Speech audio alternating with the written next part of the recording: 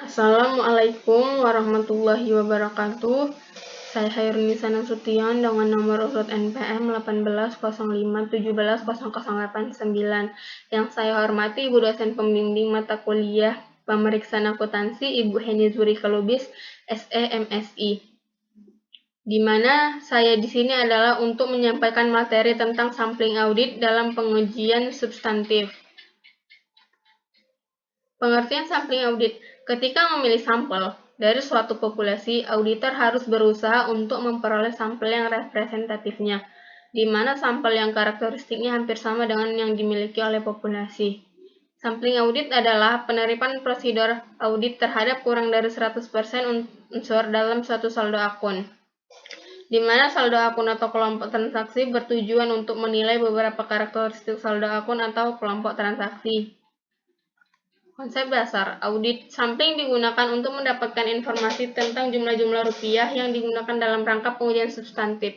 Untuk mengumpulkan bukti kewajaran, auditor dimungkinkan menerima sejumlah ketidakpastian dalam pengujian substantif apabila waktu dan biaya untuk memeriksa unsur-unsur dalam populasi menurut pertimbangannya akan lebih besar.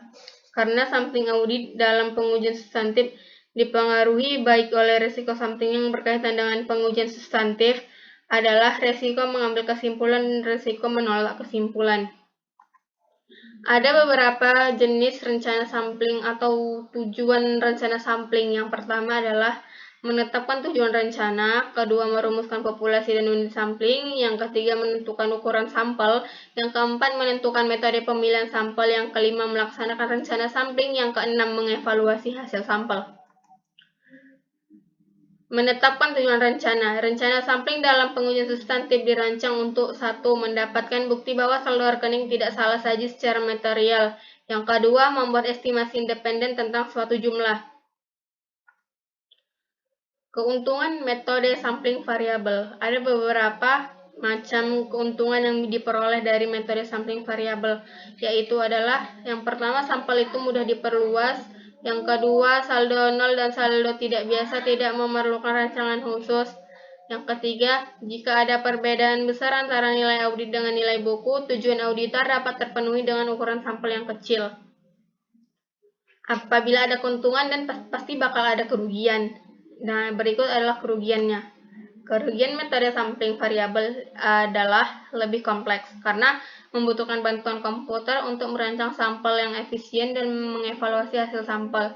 Yang kedua, untuk menentukan ukuran sampel harus memiliki estimasi atas standar deviasi dari berbagai karakteristik dalam populasi.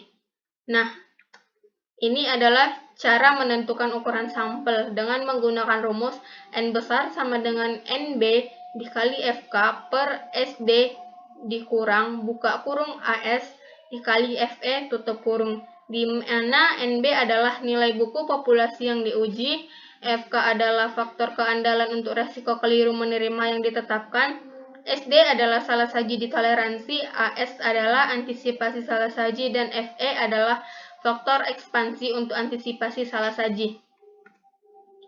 Nah, dalam pengujian substantif, untuk menentukan sampel yang efisien dan efektif, auditor juga harus mempertimbangkan faktor-faktor berikut ini. Adapun faktornya yaitu adalah ukuran populasi, variasi dalam populasi salah saji, ditoleransi salah saji, dan diharapkan resiko keliru menerima resiko keliru yang menolak. Pengaruh atas ukuran sampel itu langsung terbalik, dan langsung terbalik dan terbalik. Next. Menentukan metode pemilihan sampel. Yang pertama, harus metode yang paling banyak digunakan dalam sampling PPU adalah pemilihan sistematik. Yang kedua, metode ini membagi total rupiah populasi menjadi interval-interval rupiah yang sama dengan menggunakan rumus IS sama dengan NB per N kecil. Melaksanakan rencana sampling. Auditor harus menerapkan prosedur pengauditan yang sesuai untuk menentukan suatu nilai menurut audit untuk setiap unit logis yang diikutsertakan dalam sampel. Yang kedua, jika ada perbedaan maka auditor harus mencatat nilai buku dan nilai menurut audit. Yang terakhir, info di atas selanjutnya akan dipakai untuk melakukan proyeksi atas total salah saji dalam populasi. Mengevaluasi hasil sampel. Auditor menghitung batas atas salah saji atau BAS dari data sampel dan membandingkan dengan salah saji yang ditoleransi dan telah ditetapkan dalam perencanaan yang disampel. Rumus batas salah saji adalah BAS sama dengan PS sama dengan CRS, di mana PS adalah total proyeksi salah saji dalam populasi dan CRS adalah cadangan resiko salah saji.